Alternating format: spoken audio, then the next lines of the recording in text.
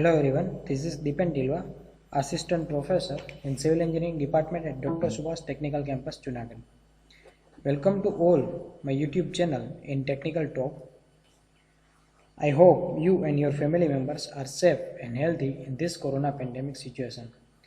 Today in this video session, we will discuss about the subject of building and town planning, which is offered by GTU in 3rd semester Civil Engineering branch. This subject code is 3130609. In this subject, we will continue with unit number 3, building, planning and working drawing.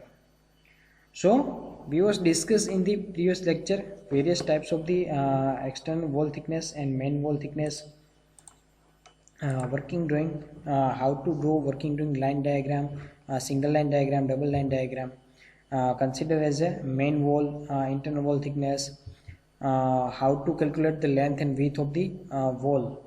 So here discuss in the previous lecture how to length calculation and width calculation for the wall thickness of the 30 centimeter, and ignore the distance of the veranda of length and width, but only given the widening open spaces. So here not provide the external wall thickness here mentioned, and also calculate how the position of the stairs and their size.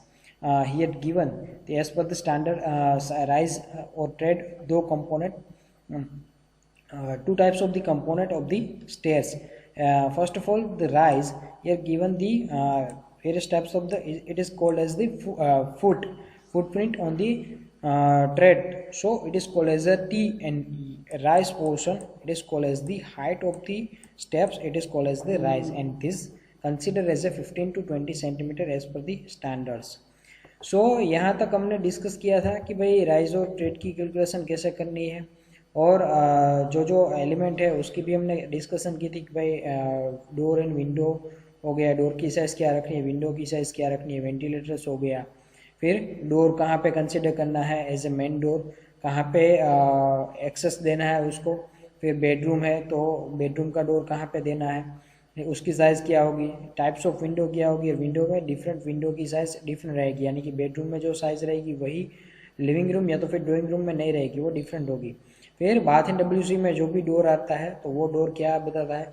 फिर totally entire of the plan हम consider कर रहे हैं तो उसमें कौन कौन सी detail आएगी, तो कि एज पर डिटेल प्लान कौन कौन सी आएगी, तो कि प्लान आएगा, एलिवेशन आएगा, सेक्शनल ड्राइंग आएगा, ठीक है। तो ये सारी हमको वर्किंग ड्राइंग प्रिपेयर करनी है। फिर हमने एक दो सेक्शन भी स्टडी किए थे, प्लान भी वर्किंग ड्राइंग स्टडी किया था कि भाई यहाँ पे पूरा प्लान दिया गया है, फिर यहाँ पे उसका 2 लाइन डायग्राम, फिर एलिवेशन और फिर क्रॉस सेक्शनल डिटेल यहाँ पे दी गई है, ठीक है। फिर यहाँ पे हमने एक भी चीज़ और देखी थी कि भाई नोट एक तो मेंशन होना चाहिए और ओपनिंग शेड्यूल यहाँ पे होना चाहिए, ठीक है। तो अभी हम जो डिस्कस करने जा रहे हैं वो है डिज़ाइन फॉर स्टेयर, ठीक है। अगर आप मान लो कि कोई स्टेयर का डिज़ाइन कर रहे हो तो उसका वो चीज़ को आपको क्या क्या ध्यान में रखना होगा। तो यहाँ पे एक सिंपली यहाँ पे क्रॉस सेक्शनल डिटेल बताई गई है वो स्टेयर्स की।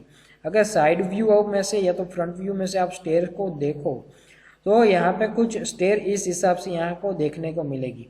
ये फर्स्ट फ्लाइट हो गई और यहाँ पे ये सेकंड फ्लाइट हो गई, यानी कि सेकंड फ्लाइट होगा उसमें स्टेप्स कम हो गए या तो फिर फर्स्ट फ्लाइट में स्टेप्स ज़्यादा हो गए, डिपेंड ऑन दी हाइट, ठीक है। वो हाइट के ऊपर डिपेंड रहेगा कि आप हाइट क्या कंसीडर कर रहे हो। तो यहाँ पे एक तो स्टेप्स में फर्स्ट हमको करना है find out the clear height difference between the 2 point, यानी कि top of flooring and top of landing, ठीक है। यहाँ पे हमको एक तो हाइट होनी चाहिए कि यहाँ पे 2 पॉइंट कौन कौन से, तो एक तो टॉप ऑफ फ्लोरिंग हो गया कि भाई फ्लोरिंग जहाँ पे स्टार्ट होता है तो फ्लोर हाइट हमको क्या लेनी है।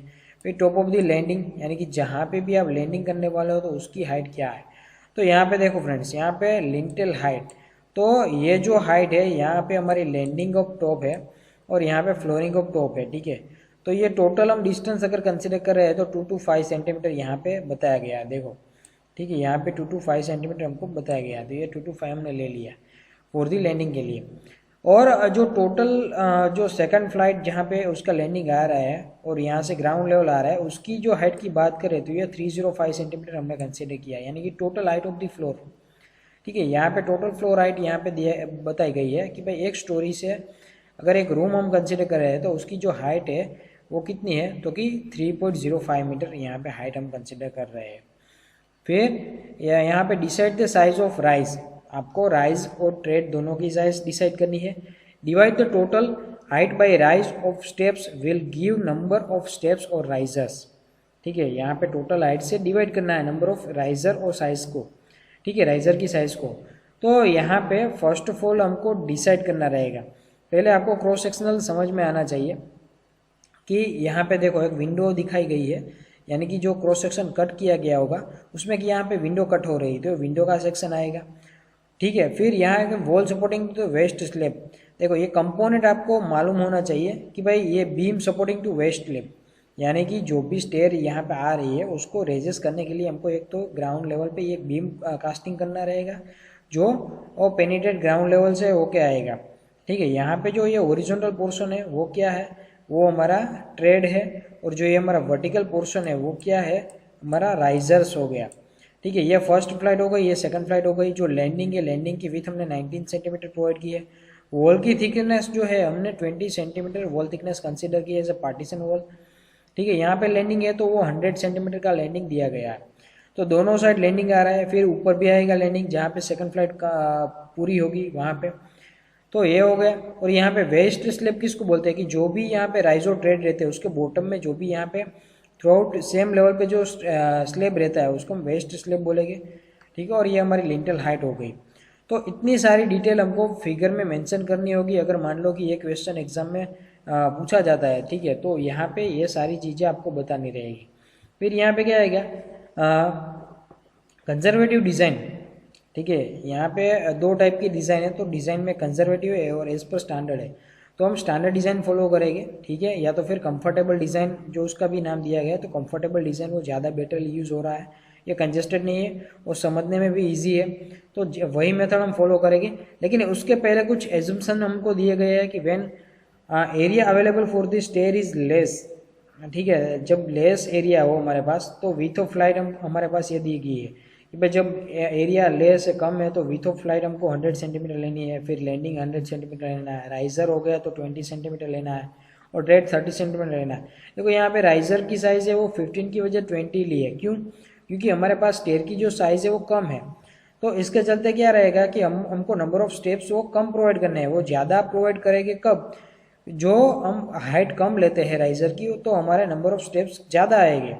तो उसकी वजह से क्या होगा कि उसकी लेंथ बढ़ेगी। तो एक तो हमारे पास एरिया कम है तो हमको लेंथ क्या करनी है, कम करनी है। तो यहाँ पे उसकी वजह से मैंने ये ज़्यादा ली है, 20 सेंटीमीटर 5 सेंटीमीटर ज़्यादा लेके रखी है।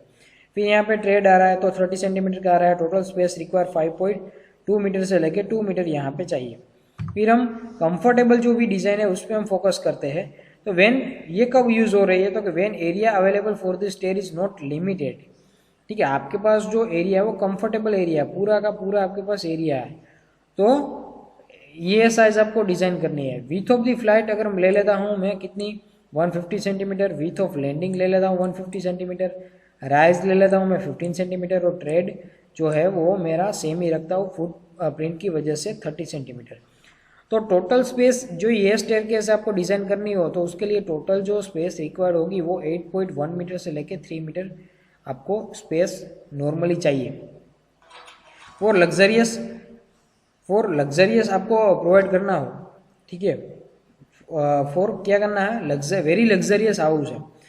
ठीक है, तो क्या करना है, वेरी कंफर्ट फॉलोइंग डिजाइन में बी फॉलोड। लिंटल हाइट 240 ले लेना है। ठीक है, लिंटल हाइट जो भी है हमारी वो क्या ले लेना है कि वो 240 हमको लेना है। ठीक है, लिंटल की हाइट यानी कि देखते हैं हम फिगर में कि भाई जो यहाँ पे हमने लिंटल हाइट प्रोवाइड की थी, ठीक है, यहाँ पे कितनी प्रोवाइड की थी, तो कि 225, यहाँ पे 240 भी ले सकते हो। क्यों, क्योंकि जो ये 150 mm का ये टोटल हाइट दी गई है। ठीक है, ये 240 हमारी टोटल हाइट है, क्योंकि 140 का हमारा क्या है, ये स्लैब की डिज़ाइन है। तो अभी हम इसको एडिटिव करते हैं तो ये पूरा क्या आ जाएगा, 240 आ जाएगा। तो इसके चलते हमने 15 सेंटीमीटर ये स्लैब थिकनेस ले ली, तो टोटल हाइट हो गई 140। अब टू लैंडिंग ले लेते हैं तो 155 होते हैं। अब तो जहाँ तक हमारा लैंडिंग आ रहा है, ठीक है, वहाँ तक हम ले लेते हैं, तो वहाँ पे क्या आएगा कि वहाँ पे 155 आएगा। ठीक है, और we will provide rise 15 centimetre instead of 20 centimetre, hence number of riser. तो क्या होगी, हमारी टोटल जो हाइट थी 255 डिवाइडेड बाई 15 आएगी। क्यों, क्योंकि total height divided by the number of size of the rise. तो साइज ऑफ राइज हमने 20 की वजह क्या ली, हमने 15 सेंटीमीटर कंसीडर की। तो यहाँ पे नंबर ऑफ राइज मेरा कितना आ रहा है, क्योंकि 18 आ रहा है।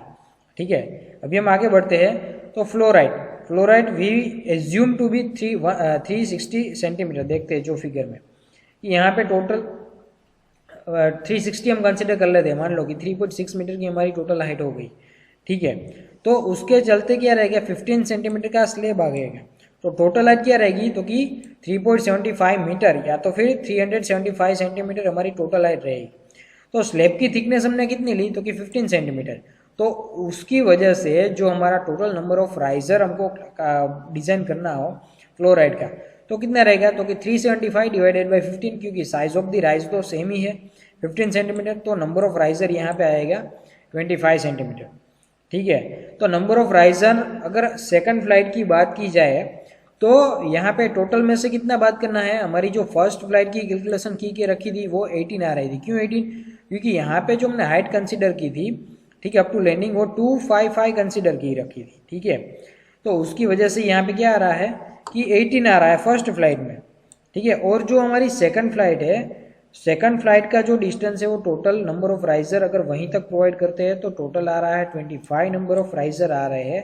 अगर उसमें से हम 18 सब्सट्रैक्ट करते हैं तो 7 प्रोवाइड है, वो हमको सेकंड फ्लाइट है उसमें नंबर ऑफ राइजर प्रोवाइड करने हैं, 7 number of riser in second flight. तो total number of tread for the first flight की बात की जाए तो 18 है, उससे कम एक लेना होगा, तो यहाँ पे 17 आ जाएगा। ठीक है, और hence total length of the stair अगर कंसिडर की जाए तो 150 प्लस 17 मल्टीप्लाई बाई 13 प्लस 150 लेना होगा। ठीक है, यहाँ पे क्या है, total length of the stair लेनी हो टोटल। तो यहाँ पे बॉटम का जो स्लैब है उसका डिस्टेंस हम ले लेते हैं 150, फिर यहाँ पे सेंटीमीटर 70 क्या हमारे राइजर हो गए, फिर वो 70 राइजर हो गए, तो वो उसकी भाई जो भी हमारी जो थिकनेस है, ठीक है, वो हमने कितनी लेके रखी है, तो कि भाई हमने जो उसकी थिकनेस यानी कि उसकी जो टोटल हाइट हमने ली है वो 30 सेंटीमीटर की ली है। तो 30 सेंटीमीटर भी वहाँ पे कंसिडर करना होगा।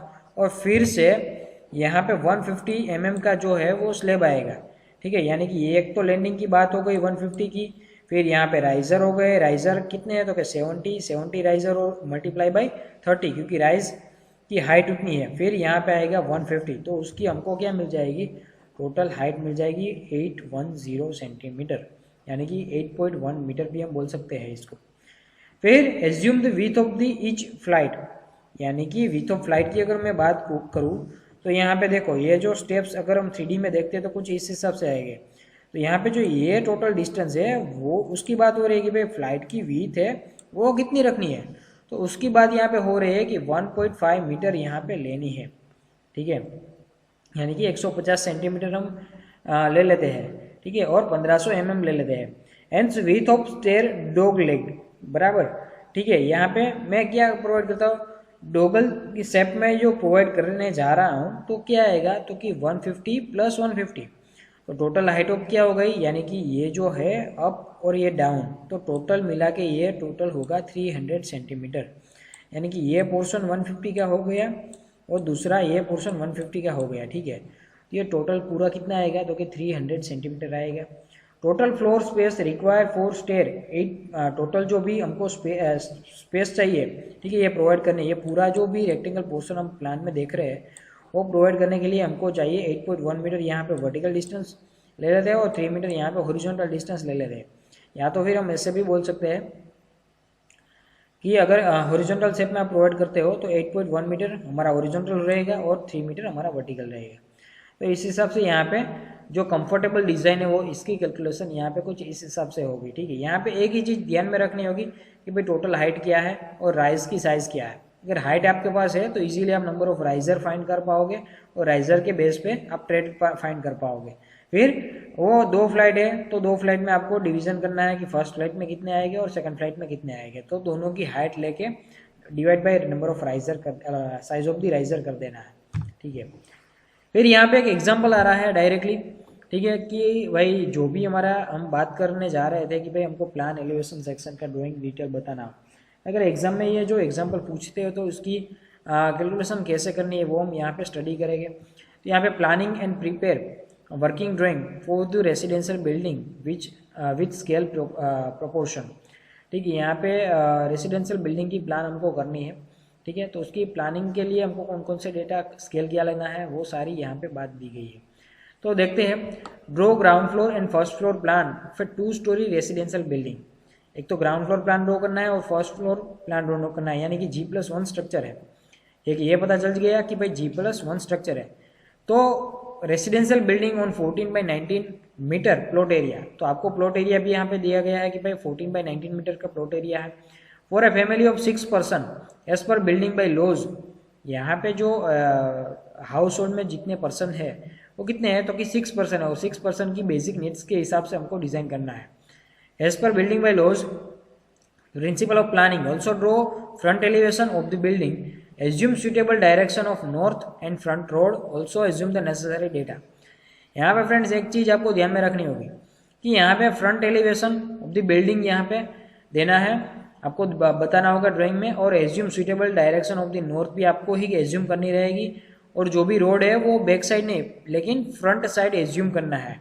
इसके अलावा जो भी आपको डेटा एज्यूम करना हो आप कर सकते हो, नेसेसरी जो भी डेटा है वो कर सकते हो। तो यहाँ पे गिवन दी फर्स्ट स्टेप में अगर सॉल्यूशन की बात की जाए तो area of plot is equal to हमारे पास कितना है 14/19 मीटर है, तो उसका मल्टीप्लिकेशन करते हैं तो 266 मीटर स्क्वायर आ जाता है। अभी यहाँ पे देखो फ्रेंड्स, एग्जाम्पल में जो भी हमारा प्रॉब्लम है उसमें यहाँ पे FSI का मेंशन नहीं किया है कि भाई FSI कितनी लेनी है, तो यहाँ पे ये डेटा एज्यूम करना है। जनरली जो भी रेसिडेंशियल स्ट्रक्चर रहता है, रेसिडेंशियल बिल्डिंग रहती है, उसमें ये FSI है depend on the area geology रहता है। ठीक है, लेकिन मेजोरिटी केस में क्या रहेगा कि 1.1 से लेके 1.3 मीटर अप टू 1.4 मीटर आएगा मैक्सिमम। ठीक है, उससे ज़्यादा वो FSI नहीं आएगी कोई भी पोर्शन हो। तो यहाँ पे मैंने FSI कंसिडर कर ली 1.1 मीटर, आप 1.2 भी ले सकते हो। Total built up area of all floors, आपको जो भी बिल्टअप एरिया जहाँ पे भी कंस्ट्रक्शन खड़े करने वाले हो उसका अगर मैं बात करूँ तो उसकी जो भी FSI है तो प्लॉट एरिया को उससे मल्टीप्लाई करना रहेगा। तो FSI हमारे पास कितनी है, क्योंकि 1.1 मीटर हो गई और प्लॉट एरिया है वो 266 मीटर स्क्वायर हो गया। तो अगर टोटल बिल्टअप एरिया की बात की जाए तो 292.6 मीटर स्क्वायर आएगा।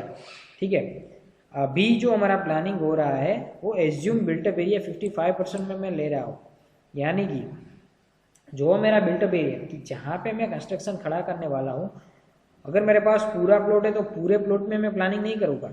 ठीक है, उसके लिए कुछ मुझे मार्जिनल स्पेस, ओपन स्पेस यहाँ पे चारों साइड में कुछ छोड़नी रहेगी।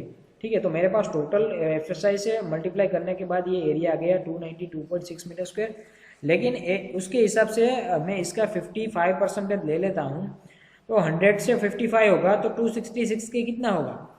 ठीक है, तो 266 multiply by 55 divided by the 100, तो यहाँ पे जो मेरा प्लानिंग आ रहा है बिल्टअप एरिया का वो 146.3 मीटर स्क्वायर के हिसाब से यहाँ पे आ रहा है। ठीक है, यानी कि फुटप्रिंट जो मेरी होगी वो 146.3 metre square will be allow, each floor area can be 146.3 metre square maximum. यानी कि जो ये प्लान मेरा टोटल बिल्टअप ये खड़ा हो रहा है वो मुझे मेरे पास एरिया कितना भी हो, ठीक है, मेरे पास टोटल एरिया 292.6 मीटर स्क्वायर है, लेकिन उसमें से मैं 146.3 मीटर स्क्वायर, या तो फिर राउंड फिगर हम ले लेते हैं ये डायमेंशन तो 150 भी हम कंसिडर कर सकेंगे, तो 150 मीटर स्क्वायर हम मैक्सिमम एरिया ले सकते हैं। ठीक है, उसमें आप प्लानिंग कर सकते हैं। फिर area allocation of all functional spaces standard size. ठीक है, अगर जो भी हमारे एलिमेंट्स आ रहे हैं वो रूम अरेंजमेंट, वो kitchen arrangement, drawing room, veranda, bath and toilet, staircase, जो भी कंपोनेंट आ रहा है तो उसकी साइज हमको क्या कंसीडर करने को रहेगी, ये यहाँ पे कुछ स्टैंडर्ड्स दिए गए। देखो फ्रेंड्स, ये स्टैंडर्ड्स आपको रिमेंबर रखने को रहेंगे कि एग्जांपल अगर मान लो कि एग्जाम में पूछ रहे तो यहाँ पे ये जो भी डायमेंशन दिए गए आपको वो स्टैंडर्ड डायमेंशन है और ये मैक्सिमम डायमेंशन है, तो आपको ध्यान में रखना रहेगा कि ये पूरा जो भी डायमेंशन रहेगा ये मीटर स्क्वायर में टोटली एरिया दिया गया है। ठीक है, ये पूरा का पूरा मीटर स्क्वायर में दिया गया, यानी कि आपका मान लो कि स्टेयर की साइज ले लेते 8.1 मीटर बाई 3 मीटर, तो उसकी साइज आ गई 24 मीटर स्क्वायर। तो यह डिस्टेंस यहाँ पे क्या रहेगा कि 12 से 15 मीटर स्क्वायर। अगर आपके पास एरिया लेस रहेगा तो इतने डायमेंशन में आपको प्रोवाइड करना रहेगा। अगर आपके पास फुल नो लिमिटेड स्पेसिस है, कंफर्टेबल एरिया है, तो आप यहाँ पे ये डायमेंशन ले सकते हो। तो ये एरिया हो गया 24 मीटर स्क्वायर। तो यहाँ पे 12 to 15 दिया गया है, यहाँ 24 मीटर स्क्वायर आ सकता है कंफर्टेबल स्पेस के लिए। तो इसी हिसाब से यहाँ पे दिया गया है, यहाँ पे स्पेस है, यहाँ पे स्टैंडर्ड साइज है मीटर स्क्वायर में। तो वरंडा का ओनली फॉर वाइडनिंग स्पेस है, तो वो हमको एज ए कंसिडर करते हैं मीटर स्क्वायर में, तो 6 लेना है, और वाइडनिंग में लेते हैं तो 2.5 से लेके 3 मीटर तक वाइडनिंग उसको देना है। फिर ड्राइंग रूम हो गए तो 20 से लेके 28 मीटर 8 मीटर स्क्वायर लेना है। फिर बेडरूम 1, 2 और 3 की सेम ही साइज है 15 to 25 मीटर। अगर स्टडी रूम है तो 9 to 15 मीटर स्क्वायर लेना है। किचन आ रहा है तो 7 to 9 मीटर स्क्वायर। पेंट्री आ रही है तो 5.5 से लेके 7 मीटर स्क्वायर। डाइनिंग है तो 17 से 20 मीटर स्क्वायर। स्टोर रूम आ रहा है तो 7 से लेके 9 metre square. Bath and WC आ रहा है तो 4 से लेके 5 मीटर स्क्वायर, और staircase 12 to 15 and parking 18 to 24 metre square यहाँ पे कंसिडर करना है। तो ये बात हो गई स्टैंडर्ड साइज की। अगर आप कोई प्लान ड्रॉ कर रहे हो तो कई बार ऐसा होगा कि ये सारे कंपोनेंट जो भी है वो आप नहीं प्रोवाइड करोगे, तो आप जो भी कंपोनेंट प्रोवाइड कर रहे हो उसी के रिगार्डिंग यहाँ पे डायमेंशन मेंशन करो, ठीक है। ये जो टेबल दिया गया है वो ये टेबल सारे प्रॉब्लम में सेम ही आएगा, ठीक है। आप कोई भी एग्जांपल ले लो, उसकी कैलकुलेशन आप कर रहे हो तो ये टेबल आपको वहाँ पे छाप देना है, ठीक है। फिर यहाँ पे नेक्स्ट आता है साइड प्लान की बात। हमको क्वेश्चन में बोला गया था कि भाई फ्रंट साइड रोड लेना है, तो देखो यहाँ पे मैंने सिंगल लाइन डायग्राम ड्रॉ कर दिया। तो फ्रंट साइड में मैंने 7 मीटर वाइड यहाँ पे रोड ले लिया, तो फ्रंट साइड हो गई। फिर यहाँ साइड फेस दोनों की साइड, और यहाँ पे रियर फेस हो गई। तो मेरा प्लॉट एरिया है 14 मीटर बाय 19 मीटर, ठीक है। यहाँ पे मैंने नॉर्थ भी एज्यूम कर ली, क्योंकि नॉर्थ मेरे को एज्यूम करनी थी। यहाँ पे देखो मैंने 3D डायमेंशन बताया है स्टेयरकेस का, तो जहाँ पे आप फुट पाँव रखते हो उसको हम बोलते हैं ट्रेड बोलते हैं, ठीक है। और जहाँ पे आप वो मूव करते हो, पैर को आगे ले जाते हो, उसको राइज बोलते हैं हम, क्योंकि एक स्टेप से नेक्स्ट स्टेप को मूव होते हैं। तो ये जो हाइट डिस्टेंस है उसको राइज बोलते हैं। तो राइज और ट्रेड का फंडा क्लियर हो गया। उसकी जो भी यहाँ पे मैंने विड्थ ले रखी है 1.6 मीटर या तो 1.2 मीटर भी कंसिडर कर सकता हूँ रेसिडेंशियल बिल्डिंग के लिए। फिर यहाँ पे assuming the side abutting 7 metre wide road की हमने थिकनेस कंसिडर करी। अभी यहाँ पे बात आ रही है मार्जिनल स्पेस की। Margin according to bye laws यहाँ पे हमको छोड़ना है, ठीक है। तो मार्जिन आपको पता रहेगा कि जब हमारी फ्रंट साइड हो तो वहाँ पे कुछ लोडिंग अनलोडिंग की कंडीशन वहाँ पे इन फ्यूचर में आएगी कि भाई वहाँ पे कुछ कंस्ट्रक्शन मटेरियल लोडिंग अनलोडिंग होगा, फर्नीचर अरेंजमेंट की वहाँ पे कुछ लोडिंग अनलोडिंग की सिचुएशन वहाँ पे क्रिएट होगी। तो उसके चलते यहाँ पे फ्रंट में जो भी आप मार्जिनल स्पेस छोड़ने जा रहे हो ज़्यादा होना चाहिए बाकी की 3 साइड से, ठीक है। तो यहाँ पे मैंने 3 मीटर ले लिया, ठीक है। पूरा साइज कितना है 19 मीटर, यहाँ पे 14 मीटर है, तो यहाँ पे 19 मीटर में से 3 मीटर यहाँ पे बात हो जाएगा। फिर यहाँ पे बैक साइड में मैंने 2.25 मीटर ले लिया, तो पूरा जो मेरा क्यूमुलेटिव अगर करते हैं 3 मीटर प्लस 2.25 मीटर, तो कितना हो गया 5.25 मीटर। वो 19 मीटर्स में से बाद हो जाता है, ठीक है, सब्सट्रैक्ट करना है। तो पूरा मेरा डिस्टेंस आ गया 13.75 मीटर, ठीक है। अंदर का जो इन टू इन डायमेंशन है वो मेरा आ गया 13.75 सेंटीमीटर, सॉरी मीटर। फिर यहाँ पे ले लेते हैं साइड बाय साइड डिस्टेंस। यहाँ पे लेफ्ट और राइट में दोनों के साइड सेम ही मार्जिन लेते हैं, तो 1.5 मीटर यहाँ पे कंसिडर कर लिया। तो पूरा जो मेरा कितना था 15 मीटर था, 14 मीटर था। तो 14 मीटर से ही इसका क्यूमुलेटिव करती है तो 3 मीटर हो गया 1.5 प्लस 1.5, तो 3 मीटर टोटल बाद हो जाता है। तो उसके चलते यहाँ पे इंटू इन डायमेंशन हमारा नेक्स्ट आ रहा है 11 मीटर, ठीक है। तो यहाँ पे मेरा प्लॉट एरिया इंटू इन है वो कितना हो गया 11 बाई 13.75 मीटर का यह पूरा प्लॉट एरिया हो गया, ठीक है। अभी हम नेक्स्ट आगे बढ़ते हैं। तो यहाँ पे अभी बात आ रही है स्टेयरकेस के डिज़ाइन की, ठीक है। यहाँ पे देखो मैंने क्रॉस सेक्शनल डिटेल बताया। यहाँ पे ग्राउंड लेवल है या तो फ्लोर फिनिश लेवल है, फ्लोर फिनिश लेवल। यहाँ पे मुझे राइज और ट्रेड प्रोवाइड करने हैं, तो मैं टोटल हाइट यहाँ पे कंसिडर कर रहा हूँ 3 मीटर, क्योंकि जो मेरा स्लैब भी इंक्लूडिंग है लैंडिंग का, जो भी टॉप ऑफ लैंडिंग है वो ground level top of the landing of the ground level and top of the landing of the first floor. तो उसकी मैं टोटल हाइट की बात करूँ तो यहाँ पे मैंने 3 मीटर कंसिडर कर ली है। तो अगर ये मैं राइज मुझे डिवीजन करने हो तो उसकी साइज में ले लेता हूँ 0.3 मीटर, ठीक है, यानी कि 0.3 मीटर यानी कि 30 सेंटीमीटर राइज ट्रेड ले लेता हूँ। और राइज है वो 0.15 का मैं ले लेता हूँ, ठीक है। राइज है वो कितना ले लेता हूँ 0.15 का ले लेता हूँ, ठीक है। तो ट्रेड और राइजर की बात की जाए तो फ्लोर हाइट में 3 मीटर कंसिडर की, राइजर मैंने 0.15 मीटर का कंसिडर किया, ट्रेड मैंने 0.3 मीटर का कंसिडर किया। तो विथ ऑफ स्टेयर हमने आगे देखा था कि भाई विथ ऑफ स्टेयर यानी कि जो ये 1.6 मीटर डिस्टेंस है ना, जो ये पूरा का लेंथ, इसको हम विथ ऑफ स्टेयर भी बोल सकते हैं। तो ये मैंने कितना लिया 1.6 मीटर ले लिया। तो आप ये जो इंस्टीट्यूशनल बिल्डिंग रहेगा तो उसमें ये विथ ऑफ स्टेयर ज़्यादा होगा, पब्लिक बिल्डिंग में ज़्यादा होगा, इंडस्ट्रियल बिल्डिंग में ये ज़्यादा होगा। लेकिन आप रेसिडेंशियल बिल्डिंग डिज़ाइन कर रहे हो तो उसमें मैक्सिमम 1.2 मीटर से लेके 1.6 मीटर तक अप टू ले सकते हो आप, ठीक है। अभी बात आ रही है नंबर ऑफ राइजर फाइंड करने की। तो यहाँ पे क्या है कि फ्लोर हाइट है, floor height divided by the riser. तो फ्लोर हाइट हमने 3 मीटर ली और राइजर हमने 0.15, दोनों का डायमेंशन हमने मीटर में कंसिडर किया। तो यहाँ पे नंबर ऑफ राइजर आएगी हमारे 20 नंबर ऑफ राइजर आएंगे। तो ट्रेड कितने आएंगे, तो कि टोटल ट्रेड है वो हमारे एक कम होगा क्योंकि लैंडिंग में इंक्लूडिंग है, तो वो 19 नंबर्स हमारे क्या आएंगे, तो कि ट्रेड आएंगे। फिर अगर बात होगी कि प्रोवाइड करने की, भाई कितने प्रोवाइड कहाँ करने हैं, तो जो 10 प्रोवाइड करना है तो 10 ट्रेड्स है वो फर्स्ट फ्लाइट में हम प्रोवाइड करते हैं और 9 ट्रेड है वो हम सेकंड फ्लाइट में प्रोवाइड करने जा रहे हैं। तो landing width will be the same as stairway width, यानी कि जो लैंडिंग की विथ होगी वो इतनी होगी, स्टेयर विथ जितनी है तो वो 1.6 मीटर ही होगी, ठीक है। तो यहाँ पे हमारी कैलकुलेशन खत्म हो गई। अभी जो हम जा रहे हैं, अभी हम प्लान ड्रॉ करने जा रहे हैं कि plan, elevation, sectional drawing, single line diagram, double line diagram, opening schedule, north की पोजीशन, ये सारी डिटेल यहाँ पे आएगी। तो देखो यहाँ पे फर्स्ट तो हमको नॉर्थ की डिटेल यहाँ पे बताई गई है कि भाई नॉर्थ की क्या है। अभी यहाँ पे एक चीज़ यहाँ पे बाकी रह गई है, वो है ओपनिंग शेड्यूल कि भाई कितने डोर है, कितने विंडो है, उसका ओपनिंग शेड्यूल यहाँ पे आएगा।